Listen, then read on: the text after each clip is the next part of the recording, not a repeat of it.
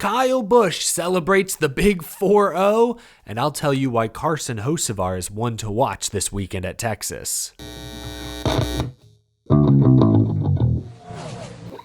How's it going, y'all? My name is Eric. Welcome to Out of the Groove. Happy Friday morning, folks. Headed out to Texas Motor Speedway shortly. The Truck Series races tonight, part of a triple header of Texas action. But wanted to cover a couple of stories before I get going. One, I promised I'd try to do this every week throughout the rest of the regular season. Standings spotlight coming your way. Couple of notable names I want to spend some time talking about. We'll also discuss the future of Texas Motor Speedway. Rumors have been swirling that another 1.5 mile track could get the Atlanta treatment. We'll talk about that in a moment, but real quick, I want to address, or should I say clarify, some comments I made in yesterday's video. Cleetus McFarland is obviously a social media sensation, but he has become a Superspeedway sensation, running the ARCA Daytona 200 and then the ARCA Talladega race this past Saturday. Massive YouTuber bringing new attention to stock car racing, doing a lot of great things. In my video yesterday, I was attempting to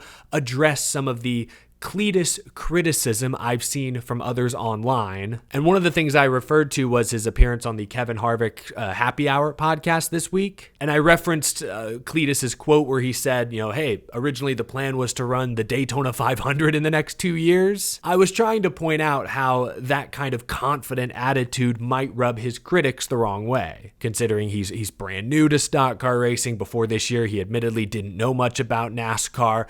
To have those kinds of bold goals so early on, I was trying to point out how that might feed some of his critics. Some of you pointed out in the comments, it's my bad for not noting this as well, but in that Harvick podcast, he then admits that now, today, his perspective has changed. Now that he's run some ARCA races, he's more familiar with how the NASCAR industry works. He understands that it is difficult to climb the ladder, that running the Daytona 500 in 2 years is a difficult goal. My mistake for not adding that context in the original video, but my goal, the only reason I even brought up that Daytona 500 quote in the first place was to simply highlight one of the reasons Cleetus McFarland has critics online. My opinion of Cleetus, and I said this in yesterday's video as well, is that the character he's bringing to the garage is exactly the kind of thing NASCAR needs right now. He's not always politically correct. He's a little rebellious. He's the kind of guy to do something and then ask for forgiveness later, all of which is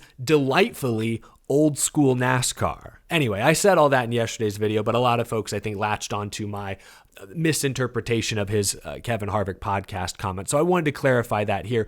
My only criticism of Cleetus, if you could even call it that, is that if he truly wants to ascend quickly up the NASCAR ladder the way he makes it sound, then I believe he and his team will need to be very serious, especially about the little details. Like, you can't forget to bring your Hans device out onto the grid before a Talladega race. I know he's very serious about all of the racing he does. I know he's extremely serious about the content he creates. I never doubted any of that. And I don't even doubt that he could go out there today and run a cup race at Daytona and probably do just fine. Like, he wouldn't contend for the win, but I think he could hold the steering wheel straight. My only point was that if he's serious about racing a variety of tracks, like he's going to do Bristol in ARCA in a few months, like if he's serious about running a diverse NASCAR schedule at the top levels, then he's going to have to dedicate a lot of time to this craft. And I know he has a ton of other business, and obviously content creation comes first. Like, he's got a lot of other things pulling at his attention. That was, if you could even call it such,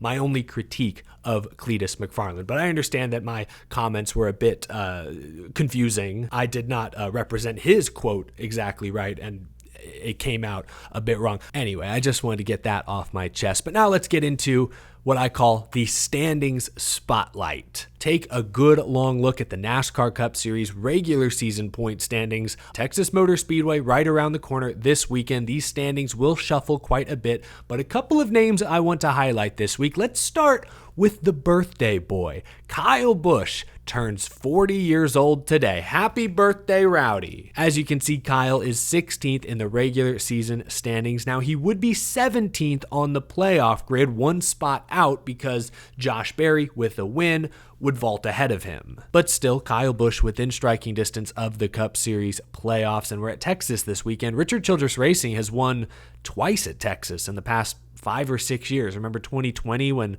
Austin Dillon and Tyler Reddick took 2 tires each, took advantage of little tire wear to get track position and hold everyone off. Then Reddick in the 8 car, Busch is in now with Randall Burnett, got the win here in 2022. So I'm not picking Kyle Busch to win this race this weekend, but hey, crazier things have happened. You look at the numbers for Kyle Busch this season. He's already got 4 top 10 finishes. He is on pace to score more top 10s this season than he did last season. Sure, maybe that's a low bar to clear considering 2024 was probably the worst season of Kyle Busch's Cup career, at least statistically. First winless season, missed the playoffs. I wanted to spotlight Kyle Busch here today, not only because it's his birthday, and 40 years old is a significant milestone. I think he still has several years left in the tank. Obviously, his son Brexton, his racing career is developing. Kyle has talked about wanting to share a truck with him in a few years in the future one day. I think that goal is still very attainable, but I wanted to spotlight Kyle also because I believe in him. I think Kyle is motivated right now in a different way. There's a great NASCAR.com article here by Zach Sterniola. I'll link it down in the description below, but where Samantha Busch talks about Brexton not really remembering Kyle's dominant year. So Kyle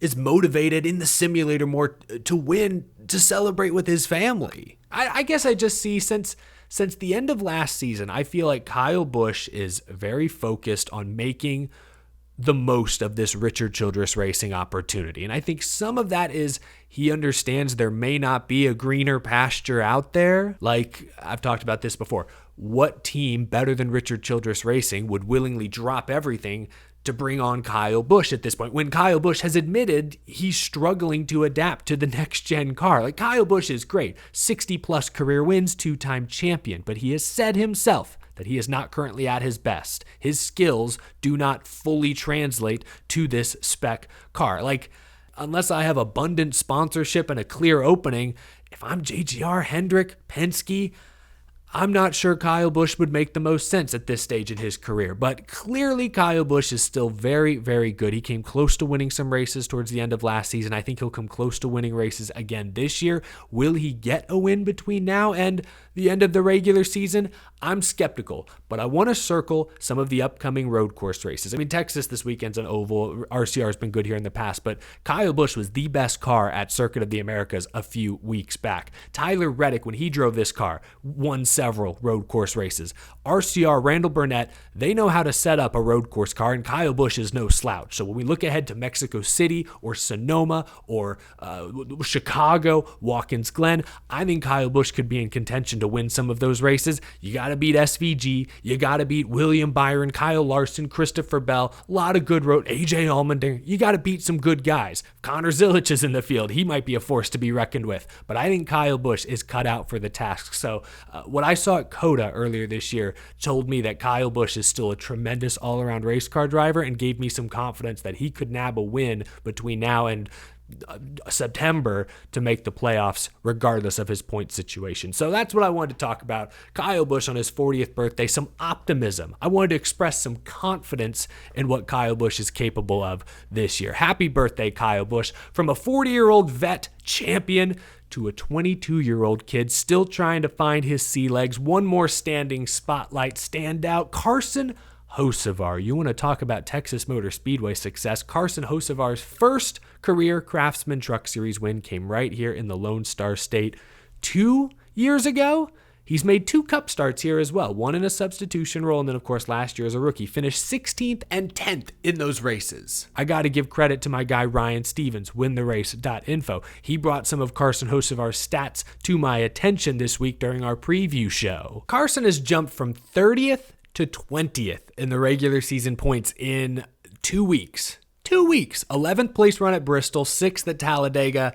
Boom. And I think he's only going to get better. Look at some of the upcoming racetracks. Texas this weekend, big high-speed intermediate. Kansas, big high-speed intermediate. Charlotte, big high-speed intermediate. Even Nashville, basically an intermediate. Whole lot of time spent on the loud pedal, if you know what I mean. I think Carson Hocevar is one of the best young guys in the business at mashing the gas and turning left. Atlanta Motor Speedway. He was up there in the top 5, top 10 on his own. No teammates, no drafting help. Finished second. I forgot Michigan is after Nashville. So shoot, you look at the next 5, 6 points races, they're all big intermediate ovals. I feel like that's going to go well for Spire Motorsports and Carson Hocevar. Remember, they have a loose alliance with Hendrick Motorsports. Hendrick has been so good at the intermediates the past few seasons. Carson Hocevar's climbed 10 points positions in 2 weeks. He's not going to continue at that rate, but I would not be shocked if Carson Hocevar is in a provisional playoff spot by the end of this month, or at least flirting with it. Like you see where Kyle Busch is, we just talked about him. I could see Hocevar and Busch neck and neck by the end of the Coca-Cola 600. That's my bold prediction here to start the month of May. And that'll do it for this week's edition of Standings Spotlight, sponsored by me.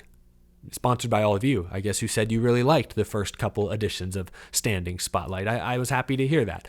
Real quick, before we wrap things up, Texas Motor Speedway this weekend, The Athletic ran a story. Jeff Gluck interviewed the track general manager, a man named Mark Faber, and brought up the recent rumor that an intermediate track could be getting the Atlanta Superspeedway treatment. And the Texas Motor Speedway GM said, quote, "That's just a rumor. That's the best way to put it." Look, if I could go back in time 5 years, I would have done to Texas Motor Speedway what they did to Atlanta, and I would have just repaved Atlanta. Left it alone, just repaved it, because unfortunately it was overdue. But now that we are where we are, I don't think we need another Superspeedway on this schedule. Gosh, 6 is already pushing it.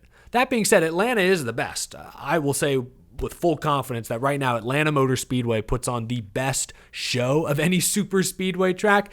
But as much as I love current Atlanta, I don't want them to do that to Texas. Texas is finally becoming somewhat racy. Last year's event was, I thought, actually pretty entertaining, very competitive. We're finally getting into a decent place with Texas Motor Speedway. Now is not the time to tear it down and do something radical. That time was 5 years ago. You missed your window, unfortunately, as they say. Now we have to live with Atlanta Super Speedway and just hope that Texas continues to get racier and racier every single year. I am looking forward to this weekend's triple header of action. A lot of that's because it's my home track, but some of that is because, the last few weeks of Bristol and Talladega have left a lot to be desired, have not been the most exciting of events. Darlington, kind of disappointing, I would say. Anyway, that's all I've got. Thanks for watching, folks. Again, if you're coming to the racetrack this weekend and you see me, come say hi, talk a little racing. I'm looking forward to seeing everyone out there. Should be a good time. Big thank you to my Patreon supporters for making it possible for me to go cover as many races in person as I'm able to do. I really hope you guys enjoy the content over the next couple of days. I will talk to you again real soon. Have a great rest of your Friday.